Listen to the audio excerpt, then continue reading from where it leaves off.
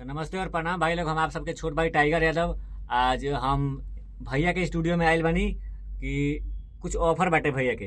तो उहे ऑफर हम सुन के यहाँ के हम एगो एड देखनी हो यहाँ लगैनी है कि मतलब ऑफर का बा और ओकर माने लाभ उठाए खातिर। तो देखी लो, थोड़ा सुनी लो भैया के मुंह से कि का ऑफर बा और कैसन ऑफर बा और कौन टाइप के ऑफर बाटे। तो थोड़ा भैया बताई।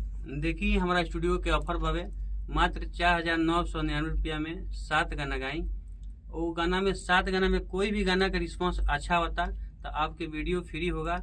ओकरा बाद से जोन भी गाना रुआ गायम उस सब चीज फ्री में रही। आपके रील से लेके हर एक साइट पर आपके गाना उपलब्ध रही। तो हमारे भाई ऑफर दे के आयल बरन, तो भाई से ही पूछ ली कि कैसन काम होता, भाई खुद बताइहन। आप सब ये ऑफर देख के हमारे स्टूडियो में आई, आप सबके स्वागत बा। तो भाई लोग मौका के फायदा उठावलो पूरा एकदम, काहे कि भैया नया ऑफर निकलने बनी।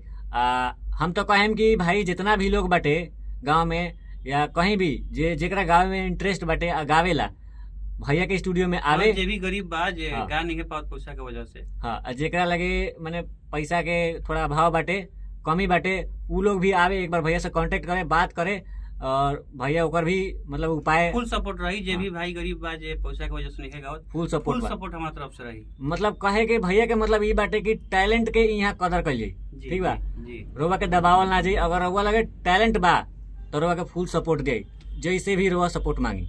जी का भैया? जी जी सही बात, सही बात। तो हम यह कहें कि एक बार भैया के स्टूडियो में आई लोग और एक बार देख ली लो पूरा सेटअप कैसन बाटे और का बाटे।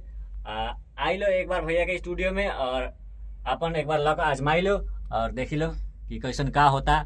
हमारा तो बहुत बढ़िया लागल, रिकॉर्डिंग से लेके जितना भी चीज़ बाटे सब कुछ बढ़िया। तो हम आइल बानी, आप भी लोग आई यहाँ। ये वीडियो के जितना भी भाई लोग देखा तटे पूरा शेयर करे, आवे गाना गावे। फिर जे मिले भी भाई दूर के बा उ सबके रहे के खाए पिए के सब चीज व्यवस्था बा, सब चीज फ्री में आप सबके मिली। आप सब आई निश्चित आके आप सब सेवा ली। तो भाई लोग देखी लो, इतना बढ़िया ऑफर कहीं ना मिली, कौन स्टूडियो में ना मिली। तो हम तो ये कहें कि भाई देर मत करी लो, अगर गावे नहीं लो तो आई लो जल्दी से स्टूडियो में और गाना गाई लो, ठीक बा भैया। एड्रेस नंबर बताते नहीं, नंबर पर फोन करके वो छपरा आएम, छपरा से नंबर पर फोन करम, आपसे रिसीव हो जाएगी।